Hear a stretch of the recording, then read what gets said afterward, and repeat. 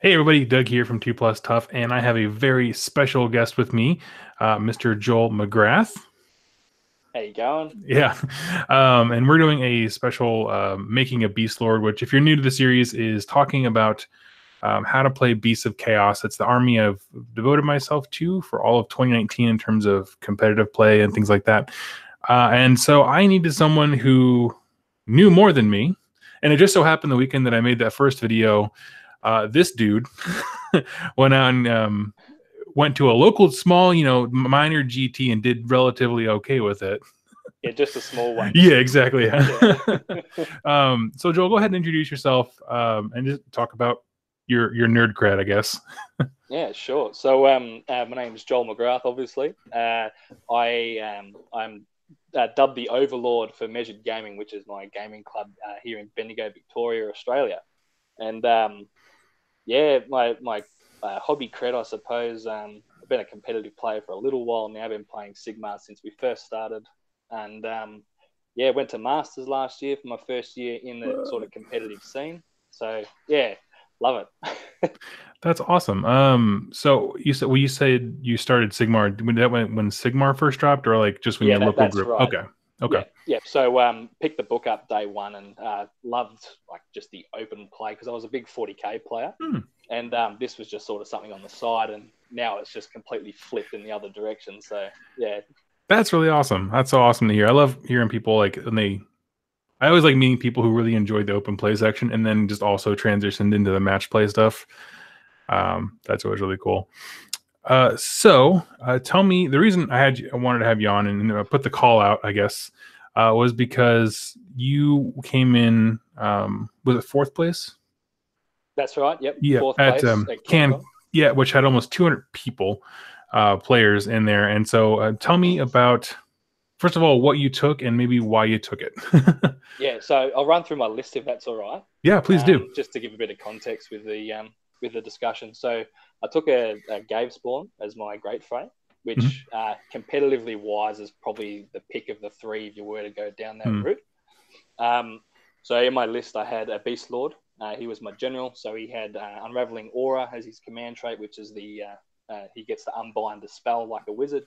Mhm. And then he had the mutating Nailblade, which is the Gavespawn weapon. Right. Uh, I had three shamans, just great brave shamans. One had the Knowing Eye artifact, Mm. which is at the start of your hero phase on a 4+, you get a command point. So nice and yeah, if you get it, it's good, especially with Yeah. Gavespawn. Rest of my list, I had 10 Gores, Mhm. which they're sort of more of a tax for the unit, unfortunately.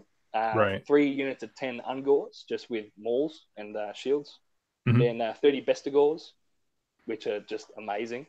Yeah. Uh, I had 6 Bulgors, so they had the great axes, so they were used as more of like a mop up crew sort of unit. Mm. Okay. Covered them back, yeah. And then I had 2 units of 30 Ungor Raiders, which is a lot of Ungor Raiders. Yeah. I'm sorry. Is there any more before I wax Yeah, yeah, poetically? yeah, yeah. So all this was in the Desolating Beast Herd Battalion. Mhm. So what that gives you is when you're wholly within enemy territory, which is generally half the table, sixes to hit, which are unmodified, count as 2 hits. Now that is for combat. That's for shooting with Ungor Raiders. Mhm. Your shaman, if he lands a 6 to hit, he's doing 2 hits, kind of thing, which is really cool. And Yep. then I also had the Wildfire Taurus in my list, Okay. and that was 2,000 points on the dot. That is awesome. Okay. First, so kind of unpacking a little bit. First of all, why the Wildflower Taurus? I would have never thought to put that in my list ever. Yeah.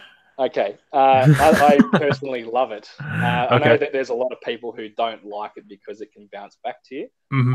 but that's why I like it for, because it dictates the way that the battle's going. That's So true. generally speaking, turn one, I'd always try and get it off. It has a 24-inch reach, so Hmm. in most battle plans, you're actually going to be tagging a unit with a 25-inch threat range because units within an inch of it also suffer get hit by it. Right. So now, yeah, everything moves up. It's going to be within 12 of the Wildfire Taurus. If your opponent wins priority, I Mhm. get to move that. If they choose to take the second turn to move it, that means that I've got the first turn. Mhm. So the units that have been hit by the Wildfire Taurus, I can then just retreat out of combat, come back in with another unit and smash them. Okay. So, yeah, that's why I like it for, because if I get to move it, it's great because their turn's wasted, essentially. If they get to move it and hit my units, it means that I'm going first anyway, and I can just score more objective points. That's a compelling argument. Okay. Yeah. I think my problem is I don't see I don't always see necessarily the value in like being able to dictate what happens when, because I feel like for at least me locally, either we have one endless spell or like three like on the table at any given time. So that's legit. So in that case, if there were multiple predatory endless spells on the table, I'd always be moving that first, just because it is quite devastating. So yeah, exactly. That makes perfect sense. And what I noticed about your list, initially when I first looked at it, I didn't. I was like, there's not a lot of bodies on the table, because I was kind of just looking at. Usually, I see Ungor as being kind of your big line of troops, but you have took the minimum of three 10-man units. But you do have a lot of bodies. You have there's a lot of including dudes. the Herdstone, including the Herdstone and the Wildfire Taurus. There's 142 models in that. Yeah. They're all tied up in Bestigor and 2 units of 30 Ungor Raiders. How much work do the Ungor Raiders get done? In the Desolating Beast Herd, they're probably out of my 6 games at CanCon, they were probably MVP 5 out of 6 times. That's awesome. Okay. So what they're great at is being in a unit of 30. They get to reroll hits of 1s and 2s, which they're hitting on 4s, rerolling 1s and 2s. So you're hitting a lot, and then unmodified 6s are also extra shots, extra hits. So most of the time, you're actually rolling more wound dice than what you did have to hit dice. Yeah. That makes perfect sense. I'm going to go ahead and actually do a screen share with everyone for your list, just so everyone can get some context to it. But that's awesome. So we have some ideas on the list. First of all, I'm very happy you took Bulgors. They're the hardest things to find in America right now. I was lucky when that Allies boxes came out. I picked up 6 of those boxes. That's awesome. I've got Bulgors for days. Yeah. That's sweet. Okay, so with some context to your list, tell us about CanCon, about what the event is and how it went for you. Yeah, so CanCon is the largest event in Australia, and it was equal largest, or the largest. I can't remember where it actually ended up. Largest event in the world, basically, in old Australia. So, 102, let's just say 200 players. 200 players, 6 rounds, playing in the realm. So you get like an extra spell. It's a bit modified, but yeah, it was great. Went there with 14 other people from my gaming club. We're all dressed up in matching Hawaiian shirts. I think I saw those on the stream. yeah, we were everywhere. It was great. It's also really easy to find your mates if you're trying to look for them. I like it. Yeah, but apart from that, 6 rounds is grueling. It's actually my first 6-round event. Yeah. But yeah, it was really good fun. And out of all my 6 games, they were all worthy. If I was to go play those exact games in any other event, worthy of a best opponent vote. That's fantastic. It was just such an amazing event. By far my favorite gaming weekend I've ever had. That is awesome. Oh, I love hearing that kind of stuff. Especially because I just want to touch quickly on I think it would probably be about a month or so ago now on your channel. People were saying that competitive players and net listing, it's not fun, rah rah rah. Yeah. I don't want to sort of go into this too much, but no. Being a competitive player myself and playing that list at CanCon, I don't think I've had 6 other games which are better than the ones that I had. We're all laughing and having fun and all that. Just because it's in a competitive environment doesn't mean it's not fun. Yeah, and that's I'm really glad you brought that up, because that's actually something I wanted to bring up with what's his name, the gentleman who does Twitch. Haywo. Haywo, yes, I'm so sorry, I can't think of his name. It's very late here, but Right. yeah, he did the same. He's talked about the same thing of just like, I mean, I went to local events too, a couple of them now, and they play to win, but they're also just the nicest people. You know, Yeah. how you come up with things doesn't dictate your, I don't know, ethics and No. personality. No. So I Look, don't know. yeah, people have that common misconception about competitive Hmm. players that we're not there to have fun, we're only there to win. Yep. And I think the term whack, so win at all costs, gets thrown around a bit too Hmm. much. That's normally in the competitive environment. That's we're calling someone a whack gamer if they're cheating. Right. So yeah, yeah, Yeah, no, I'm glad. I'm definitely glad. I'm glad you brought up that point, and also that all your games were stellar. It looked like, I mean, just from the stream, everyone looked like they were having a blast, or just extremely hot, which is yeah. makes any kind of tension very forgettable. Yeah, I think in the shed it was about 45 degrees on Saturday, and that's Celsius as well. So that's a Yeah, lot. yeah, Yeah. no, that's ridiculous. Okay. So you said 6 games. Was that in? Obviously, it's 2 days. Was it like 4 and 2, 3 and 3? 3 and 3. Oh, three Yeah. and three. Okay. Yeah, so I couldn't imagine 4 games in a day. That. On the Monday it was a public holiday in Australia, so Hmm, yeah, we all had the Monday off, so we could all travel then instead of after the event, which was handy. that is super nice. Yeah. What factions did you play against? So I played against. I had a grudge lined up round one. So Okay. that's when it's a predetermined matchup between two people. So he Okay. was running Clan Scryer, which Nice. I got a minor win there. He got we were both one drop, and he got the roll off to see who deployed first. So yeah, that was a hard slog. Then round two was against Iron Jaws of all things. Hmm. Yeah, that game didn't last very long. That was on was a better part of Valor, and my army, well, as beast players know that we're very fast and we have a lot of bodies on the table. Yep. There was just nothing that he could do. It ended turn one. Oh my god. Unfortunately, that was the outcome of the game, but we did play on. We had a lot of fun rolling dice and stuff.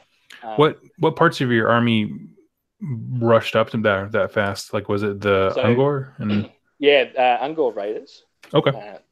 So they've got was it a 6, 9, and then potentially 7. So it's like 22, 23 inches move. Mm-hmm.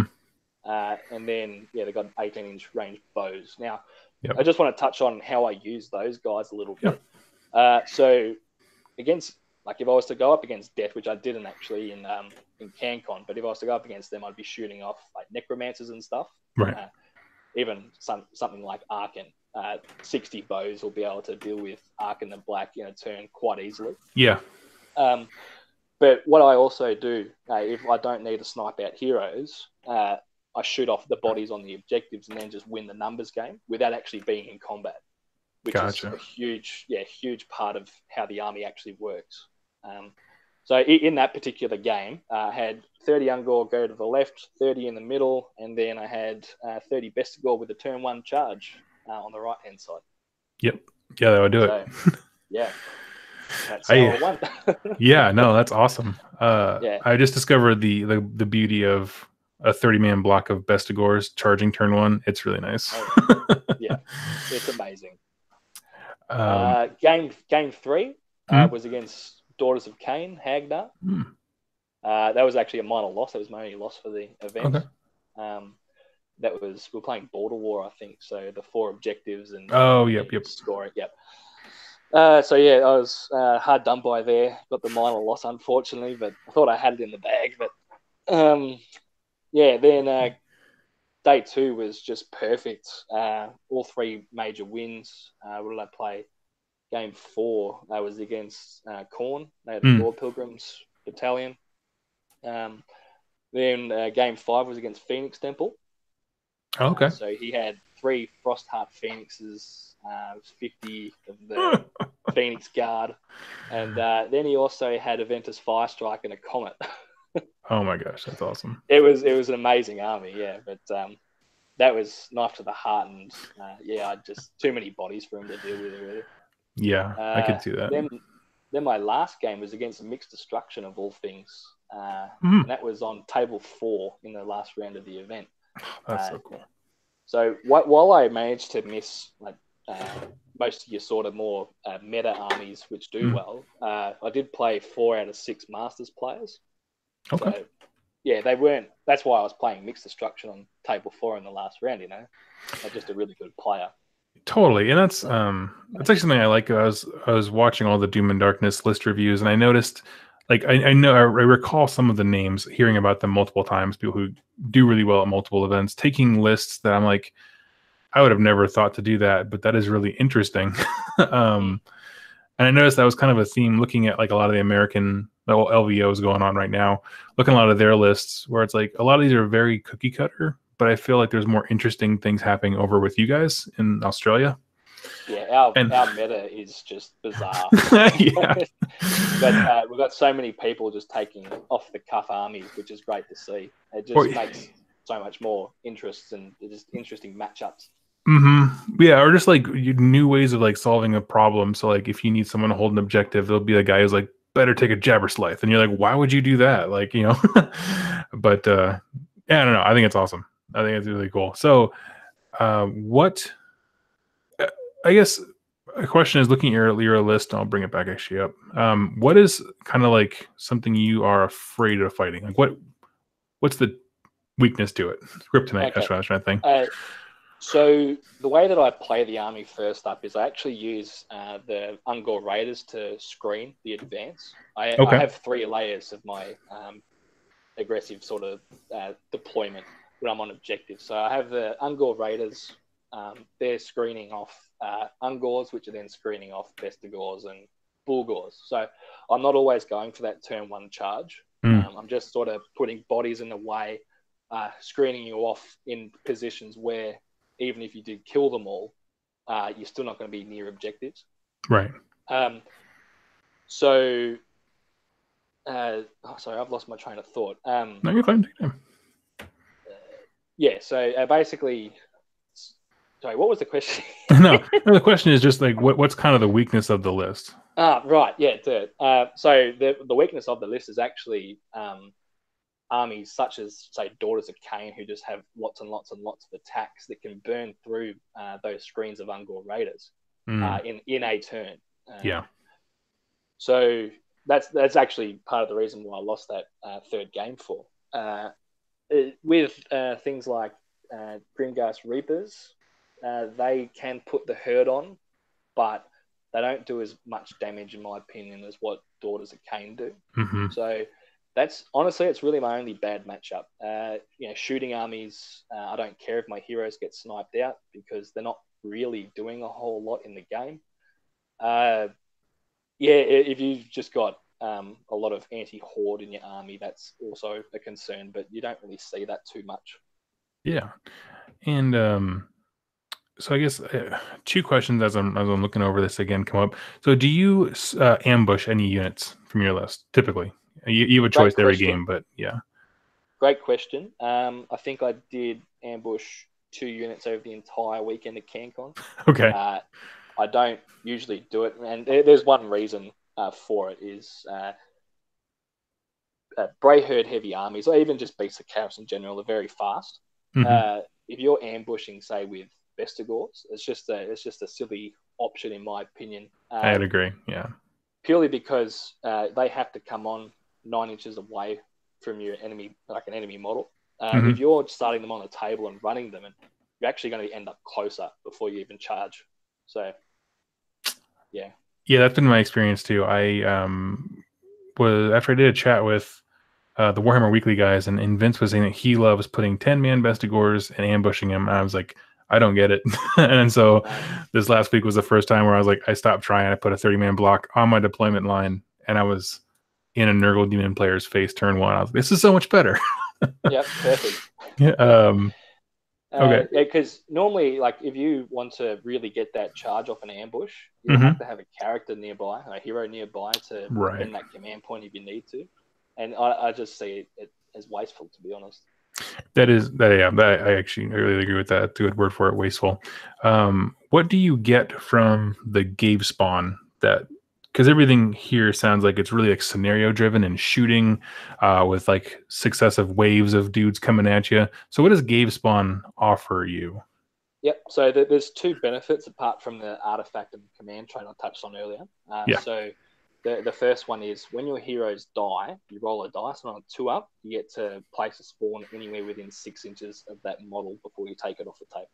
Mm-hmm. Now, this is really good. If he's in the front lines and he gets shot up, like say your Beastlord gets shot up, and then they want to charge with like a key unit, and they need to get a key charge off, you can actually just place that within 3 inches of that unit so then they can't charge.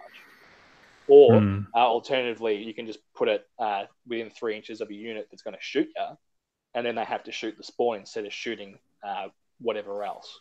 Yeah. So it's really, really good mechanic. Not to mention it's a whole heap of fun. One of my stories was my Beastlord. He went into one of the Ideneth turtles, and he basically killed it, except he took all but one wound off it. Just the Beastlord by himself. And the turtle then turns around and pretty much just eats him. I roll that 2-up for the spawn.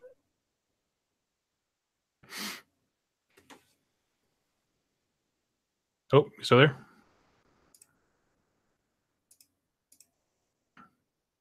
Oh, I lost him. Okay, we'll wait just a little bit here and see if he comes back on. But this has been awesome. So, friends, if you are enjoying this, let me know. I'm just waiting on him to come back online. Let's see here.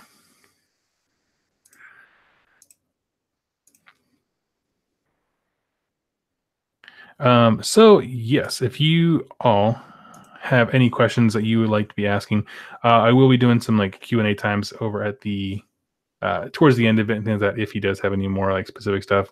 But seems like there's not a lot of folks in the chat. It's 1:30 in the morning here in the US.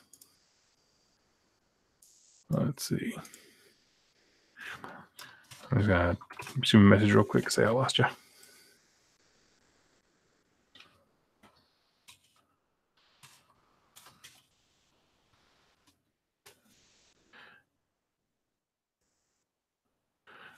All right.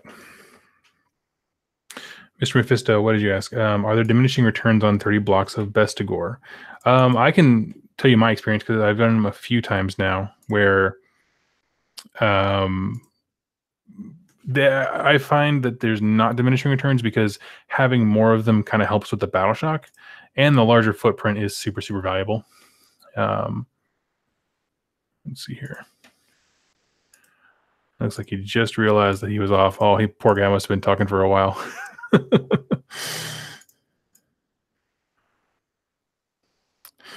Let's see here. Yeah, so what I have found though, like the 10-man units for me tend to be very ineffectual. Like they don't do any kind of meaningful damage when they get there. But the 30-man block on the charge can make it reliably turn 1. And then what I did in my game against a Nurgle list that went to LVO this weekend, I couldn't go unfortunately, but what I did was I ran them forward and I was able to tie down a few plague bearer units that were meant to go hunt for objectives and stuff like that. So the idea being their speed and aggression. Honestly, I'm going to ask Joel when he hops back on here in just a moment. But for me personally,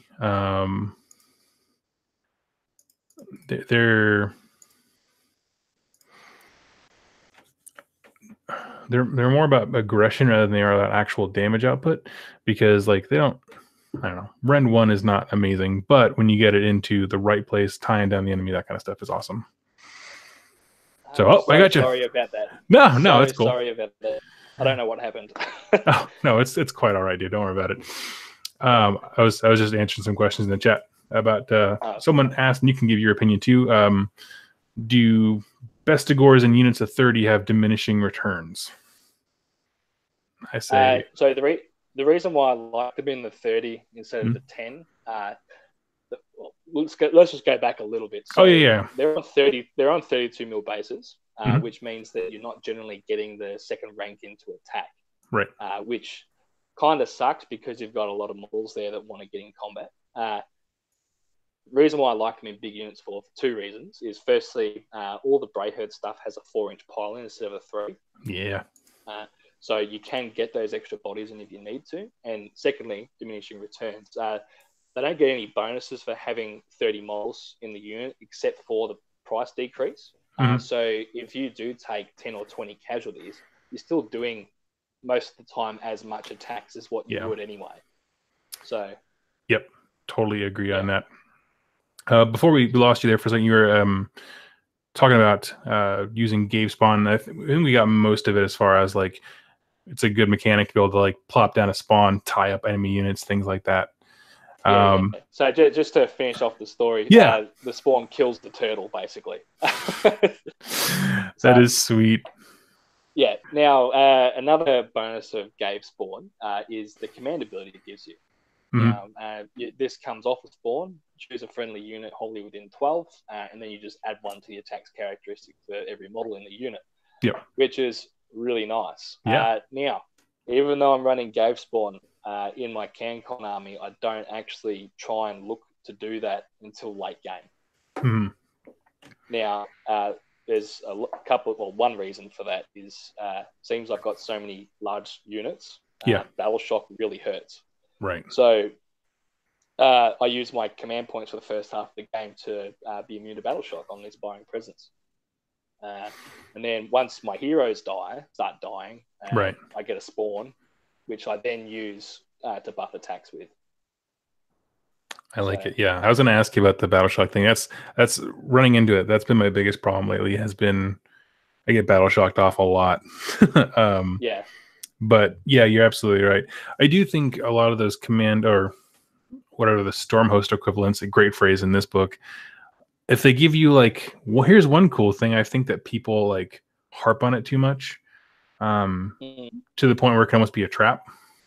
Yeah, I agree. Look, even though the extra attacks are really nice, you can get a whole heap of buffs from the rest of the book. You don't really need to just keep on adding attacks on a unit of 30 Bestigors, for example. Not to mention, it's actually quite hard to get that unit wholly within 12 to spawn after you've charged across the table. So, yeah. Yeah, I think the unit I've seen it be the easiest done to is like Enlightened or something like that. Where it's like 9 dudes max. But yeah, I did touch on just before when I was reading off my list that I have the 6 bulls in there, and I use them as more of a mop-up crew unit. Yeah. So that what I mean by that is they're not getting into the front line straight away. They're the third rank of my attack. You know, they're defending the back line, and then they're going to come in and kill that unit that breaks through the front line. So generally, there's a spawn there to just buff them. Right. And, you know, have say 5 attacks per bull. They will kill anything that they touch. I love it. That's awesome. I love the list because it's everything that I think when people heard about Beasts of Chaos getting a book, I think it's the thing that we wanted to see with, like, you know, gore on gore, beast lords, things like that. Obviously everybody wanted new models, but that's just life. You can't win all. I know. Now look, I want to touch on quickly as well. So Tzeentch. Tzeentch in Beasts of Chaos. So Zangors and Enlightened and Skyfires and all that. Go for it. I've got no issue with people running them. No issue whatsoever. You know, they're great. They're great units. They work really well in the army. They're just not my cup of tea. So you'll never actually see me running a Tzeentch army. Yeah, I mean, I have no problem against either. I own 6 Enlightened and 6 Skyfires, mainly because I only Enlightened because I couldn't find any Bulgors, which is what I wanted. And I have a bunch of like the chaff models, so I didn't have anything with teeth to it. So there's absolutely nothing wrong. There's people online who are like shaming the use of Sangors. It's like, no, man, they are Beasts of Chaos. Like, they're part of the book. They're in the faction. There's zero negativity. I was more just commenting like when people imagined when the book was first rumored that the cover art is what people kind of thought of, the big angry gore, you know, that kind of stuff. So it does kind of suit the narrative a little bit, how the unaligned beasts will bicker with the I do. Yeah, this book is the most meta thing ever. Oh yeah. That's awesome. In your opinion, so I had some questions kind of like typed out before. What are some, if you're new and approaching the faction? I played 12 games so far, I think. What are some key units to like really look at, things that shine? I don't want to say best and worst. That's not really the words I want to use. I wrote it down there and I'm sorry about that. But You're right. units that shine, and then ones that maybe look better on paper than they actually are. Units that shine firstly. Yeah. So obviously the Zinch units, right? They're great. Mm-hmm. Another one, Beastlord. Now I've said this a couple of times, not on your stream, but on other channels and stuff, that they are the chaos equivalent of Witch Elves. They're the chaos equivalent of Grimghast Reapers. Right? These guys are just insane. Lots of attacks, innate pluses to hit, rerolls, all that stuff. Rend, they'll chew through anything. They're really good, and they're cheap as like 300 points for 30 models. 4-up save. Yeah. I didn't enjoy using them until I started going blocks of 30. The 10s just didn't have enough oomph for me, but I definitely agree. Yeah, since going to 30, I'm like, yeah, this is sweet. Yeah. So other units that are really good, in my opinion, is just the Beastlord with the mutating nail blade. He's 90 points as a steal. Yeah, absolutely. He's a little rocket. Oh yeah. What else? I don't know. The thing is, with the basic Chaos faction, everything's always just been mediocre. Yeah. And it's not so much about just ridiculously strong units. It's about how you play them. Now, in saying that as well, we do have a lot of underpowered units. So take Gauls, for example. It pains me to say this because I love Gauls. They're my favorite model in the range, you know. But pound for pound, they're just not good enough compared to even Ungors, in my opinion. I own 60 of them, and I kind of want to use them because I own them. I got one big used lot when I got the army, but I'm so sad that they're not better or cheaper. I don't really care which way it would go. I've got over 100 of them. I'm the same. I used to run them almost exclusively before the battle tome. Just heaps of blocks of Gauls, and because you used to be able to get into a 3-up save with the old Mystic Shield rule. They were really cool. Yeah, so I used to love Gauls. Yeah, but that's not the case these days. What were their points back before they had the book? Like, were they still 80? Same. Okay, yeah. Yeah, 80 and 210 for 30. Okay. Yeah. Okay, yeah. So would you say Ungor Raiders are another kind of standout unit? For sure. So they're just for their points. So they've come down 20 points for 10. So they're 80 now, obviously, and they're just even though it's only 4s and 4s, no rend and 1 damage. It's not so much their shooting, which is really good. It's just their speed and mobility. They just work so well. And even if you're going up against Sylvaneth, who are traditionally a 1-drop army and traditionally like an alpha strikey sort of army as well, by pushing their woods back 6 inches pre-game, and then having that gap in between that alpha strike and then your units that you're trying to protect, it's just worth its weight in gold. You can't put a point value on that. That is accurate. That's awesome. I love it. Let's see what else. What I like though, the units you just mentioned, both of those come in the start collecting box with a Gorgon, I guess. Do you like the Gorgon or Cygor? So you'll never see me running them in a competitive army, but believe it or not, I do play a lot of games just for fun. Yeah, no, I believe it. I'm always running at least 1 or 2 of each in an army. I was actually I've been playing around with a Warherd themed Darkwalkers army. So starting off half my army off in ambush, and then starting with enough command points to then pick up the rest of the army and have that come in turn 2. Yeah, it's just great fun. Yeah. Oh man, that's sweet. Which do you like more, the Gavespawn or Darkwalkers? Because I like the thematic spawn creation from Gavespawn, but I look at Darkwalkers, and in an objective-based game, I tend to think that would be the better choice. But what has been your experience with that? So, Greyherd units are fast enough; they don't need to teleport. That's a fair counterpoint. Yeah. That's why I'm only running like a Warherd heavy army with the Darkwalkers. That makes sense. I find as well with Gavespawn, it's you take out all the bonuses and you look at what you have to take. So the Unraveling Aura, Command Trait, and you take Nailblade. Yeah. It's 100 times better than what the other two Great Phrase give you. That is a super solid point. What are some units that don't do so well, don't perform so well for you that people should look out for? I don't like the Chariot, partly because of the model. Yeah. Partly because of its rules now. It is 60 points. It's a bargain. People really do like them. I take one in my summoning toolbox. I've always got one on me. I'll never probably field one. Yeah, that's what I've heard about them too. Is always have one, but don't build it in your list. Don't pay for it. They are good. They are a good choice if you want to ambush with them because they can reroll their charge rolls innately. And same as summoning them on. So there's only 3 primordial call points to bring on off a board edge, and then tie up that unit that's shooting you in the backfield kind of thing. That's true. So, that's a solid point. Other units, Chaos Warhounds. Again, they're in my summoning toolbox, but I think 4 up, no rend and 1 damage is the saddest profile on all of Age of Sigmar, and they've got it in spades. But this battle tome has that in spades. Exactly.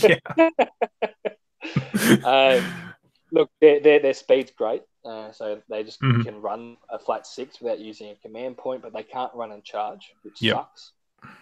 So it kind of makes that point invalid, like that bonus.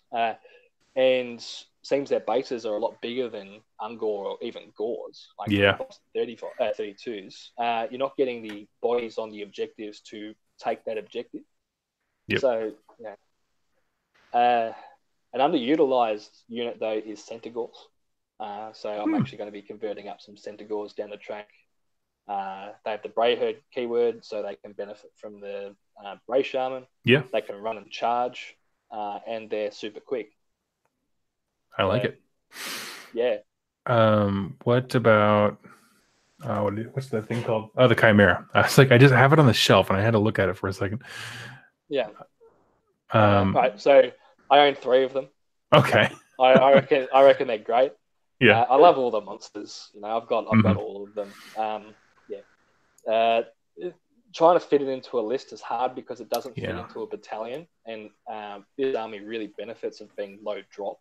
1 drop is probably ideal with this, just because you can dictate how the battle's going against most opponents. So again, he's in my summoning toolkit, but never really finds his way in a list. Not for competitive play anyway. Makes sense, Oli.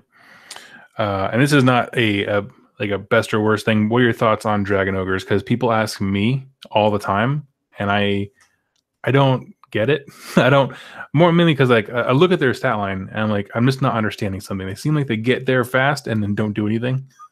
That's pretty much it. Okay. I think building an army heavy underscore isn't a good idea for competitive play. Look awesome on the table. So when I'm talking more competitive, obviously.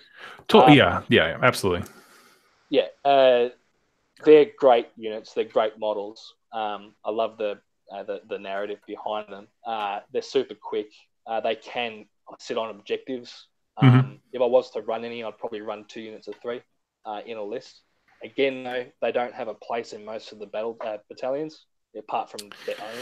Yeah, that's kind of a strange thing about them.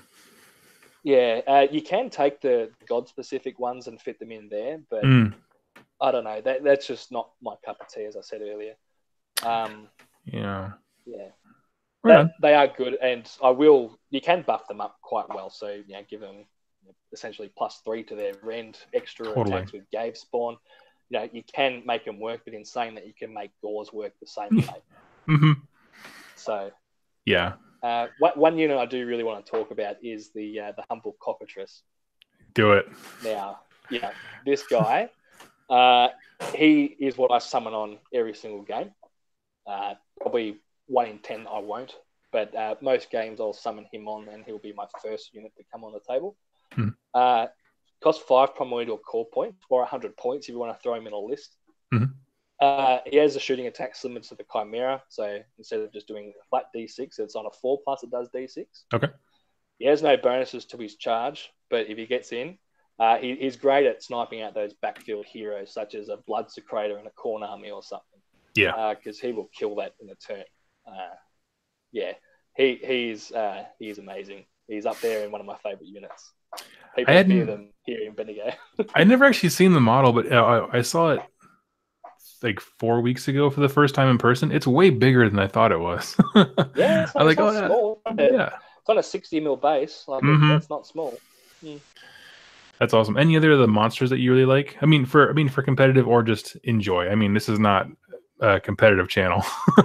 Yeah, look, I think the ones that we've talked about are worth mentioning. Unfortunately, the Jabberslythe, he's just not worth it anymore, in my opinion. What else is there? Chaos Gargant. Yeah. So this guy is hella cool as well. He got a big buff in the battle tome, so he can get extra attacks by whipping him with a hero. Flat 6 damage if he's in his first wound bracket, which is awesome. The only downside is he's whiffy as. So, he can do a lot or he can do nothing at all. Exactly, yeah. But he's gonna look cool doing it. Oh, yeah, that's right. That's awesome. Great fun model. One thing to note about the cockatrice as well, it's not actually a behemoth anymore. So you can take 14 of them in an army if you wanted to, which I will be doing later in the year. How many points are they? Because I've only ever seen them summoned in. They're only 100. Oh, that's not bad. Yeah. Yeah. 8 wounds with a 6+ save. Yeah, it's not great stat lines, but you got a whole heap of them. Yeah, I mean, not a whole lot of else besides. We don't have a lot of like direct damage magic spells, so like, there's not a lot of ways to do like mortal wounds besides like Chimera, Cockatrice, a few other things like that. Yeah. Yeah, and then you got like your spells and stuff.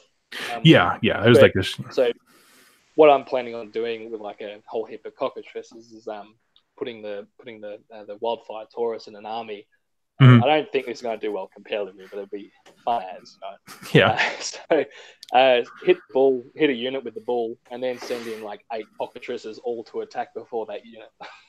I love it. Yeah, just death by chicken. Moving away from your specific list, do you like the other 2 endless spells? Do you like the Raven Flock and the, I call it the saxophone, but the horn? The dirge. Blast, horn, or whatever it is. Yes and no. I see value in both of them. The flock is going to be hard to execute well, just because it keeps moving, and it's exactly 3d6. It's not. That's when you move next to it. It's exactly 3d6, not just within 3d6. Right. Which, it makes it hard to sort of position where you want it to go to get the -2 bravery debuff on your enemies. And in saying that as well, Battleshock, just over the additions and time, has become more useless than for most armies, except ours, really. I was thinking about that as I did a video reviewing the new Skaven ones, and the Skaven had this bell that's just like, hey, any Skaven that's within, not even wholly within, is immune. And I'm like, what the heck? I want that for if I have one Ungor pinky toe in to be immune, that'd be amazing. Yep, that's right. That's probably one of the first things that's come out recently, which for a buff isn't actually wholly within. Well, they had Sam Pearson on for the design thing, and he was talking about his design of Beasts of Chaos specifically, and that was exactly his thought, was like, oh, if it's for you, it's wholly within. If it's for your enemy, it's within. I'm like, where's that guy? And then the horn is great. The downside to it is it's only a small bubble. Your opponent's typically going to just dispel it because why would they want to have just neg one to hit aura on the table, you know? So for 60 points, I don't really see much value in it, to be honest. Yeah, I would agree with that one. I'd prefer Geminids just because it has a larger threat range, can tag multiple units with like easier. Yeah, absolutely. Yeah, you kind of convinced me on the bull. I want to try it, or at least it's fun. And look, in my opinion, my army for CanCon, it wasn't a super competitive army. It was just a lot of fun to play with, and all my opponents had a lot of fun playing against it. Yeah. For all those Beasts of Chaos players out there, if you do go to events, typically your opponents aren't going to have a lot of experience playing them, which is actually one of our strengths. Yeah. So people will generally have a lot of fun playing against something that they don't know about. Yeah, absolutely. Yeah, that LVO prep game that I played with someone, she's like, yeah, I played Beasts of Chaos, but I've only ever played like Warherd, where it's like a bunch of really, really big dudes, and so I flooded the board with gore and Bestigore and Ungore, and so it was just even someone who's played us before, like you can have vastly different experiences just because of the kinds of models we have. Yeah. And yeah, I mean, well, folks like you, people who have collections, like, yeah, I played Warherd back in fantasy battles back when it was before Warherd, but so their collections just look super diverse. You have no idea what anyone can bring. I love it. Yeah, believe it or not, I actually never played Warhammer Fantasy. So I jumped on the Beast of Chaos bandwagon before it was even a thing, back in the Brayherd only allegiance in the General's Handbook. So that's awesome. I saw potential in the army back then. Yeah. I remember reviewing the General's Handbook rules, and at the time, like Bestigore were like the hardest hitting thing they had available. I was like, I don't think it's quite there yet. But then they added everything else. I was like, this is it's cooking with fire now. Yeah. That's really cool. If someone was going to start playing Beasts of Chaos, what would your advice be if they were really wanting to get into the faction? Invest in movement trays. One of those back supports that movers use for furniture. Yeah. So I've got ones that look like this. Conveniently got it just in front of me here. Okay. So basically, so the front rank, and then you got the back rank here. That's actually, they're custom designed. Being a competitive player, that back rank can actually attack over the front rank with an inch. That's 32 mils. So nice. Getting movement trays is a must, and getting them designed to how you want them is even better. So that's definitely a recommendation. Absolutely. Secondly, don't get discouraged with the army if you get your ass handed to you multiple times. It's not like playing checkers. It's a hard army to learn and a hard army to master. I'm still not there. I've just got experience, which gets me over the line most of the times. Not with the army, just in general of playing. And also don't be afraid to go off the cuff with your army design. Take what works for you. Don't take what people tell you is good. That's fair. Yeah. For me, just to chime in, not so much with necessarily Beasts of Chaos, because I'm also fairly new to it, but just identifying, like, play a game, try to enjoy it the best you can, and if you really get your butt handed to you, just identify what went wrong. And like, for me, it was I have a bunch of gore and ungore and nothing that can actually give damage back, and so like, let's solve that problem. We'll go get something that can do some damage, some teeth. And absolutely. I want to open this up to you, being very gracious with your time. Do you have any, and you're on a podcast, talk about that. So my podcast is called Bush Radio. You'll be able to find it on iTunes and like Podbean and all that.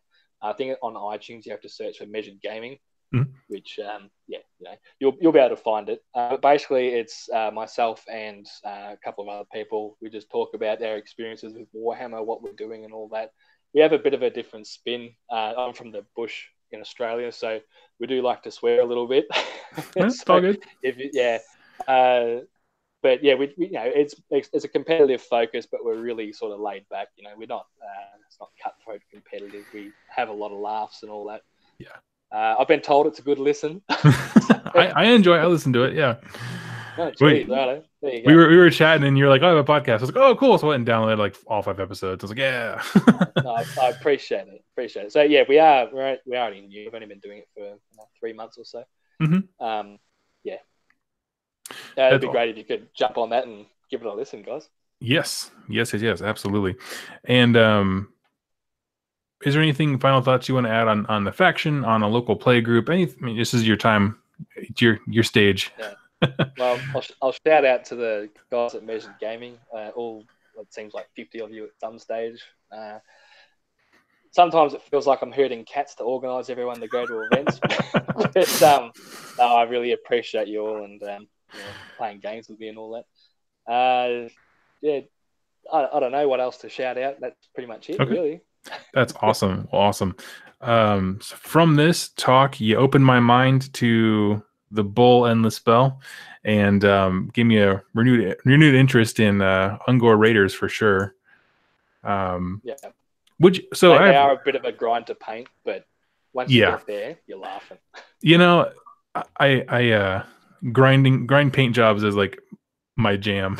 I think I've done 96 models in the last 5 weeks. That's a pretty good effort. Yeah. now I'm burnt out emotionally, and so I'm just painting this Carriage and Overlord ship to give me something else. I'm like, I need to paint metal. Yeah. Just but and one thing I'm kind of noticing from the type of games that you talked about and your list is like, I think that definitely the win condition for a lot of Beasts of Chaos games is, at least in the competitive scene, that's emphasis there, is playing the scenario is really important with movement and bodies. Would you say that's accurate? Scenario games probably are a thing. 100%. One other bit of advice I can give you is bodies win games.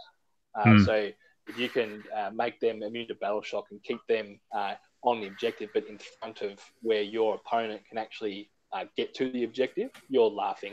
If you max score twice and hold the middle for 3 turns or whatever, you've pretty much won the game there. Don't go for the table. Don't build an army to just decimate your opponent, because 9 times out of 10 it's not going to work. Yeah. Play the scenario, and then your opponent's going to have to try and fight back. While they're fighting back, that's when you can start trying to table them, basically. But yeah, you don't win games on killing your opponent. You win games by holding the objectives. That is a super solid point. And okay, I'll throw in a fun question, just because this is not a competitive AOS channel. What is your favorite non-optimal choice? In just the basic chaos? Yep. It's got to be the cockatrice. Cockatrice, yeah. It's a solid choice. It's such an awesome model. It's got cool rules, whiffy as. Throw in the Chaos Gargant into this as well. They're just so much fun to play with. My favorite is the gore for sure. If you had like one of those like evolutionary charts, like where it goes from monkey to man, and it was like Ungor to like Beastlord, there's that missing link in there where it's like, how come this guy sucks so hard and everyone on both sides is awesome? But I love him so much. Yeah, they are. They're great models. As I said, they're my favorite models in the range. Oh yeah. They're so cool. I had a blast painting them up as well. Yeah, no, they're so fun to build too. There's like 4 pieces. I was like, this is astounding. But awesome. I don't see many questions in the chat. Looks like everyone is asleep. Most of my viewers are. But hey, I want to thank you so much for your time and joining me and coordinating with me. I know we were supposed to be on last week, and then I had some stuff come up. But thank you so much for your time, and congrats for how well you did at CanCon. Thank you, and you're welcome. Thank you for staying up till, what is it, 2 a.m. now at yours? Yeah, it's 2. Yeah. No, thank you. Appreciate it. Appreciate you having me on, mate. Yeah, thank you all so much for watching, and we'll catch you next time on Making a Beastlord.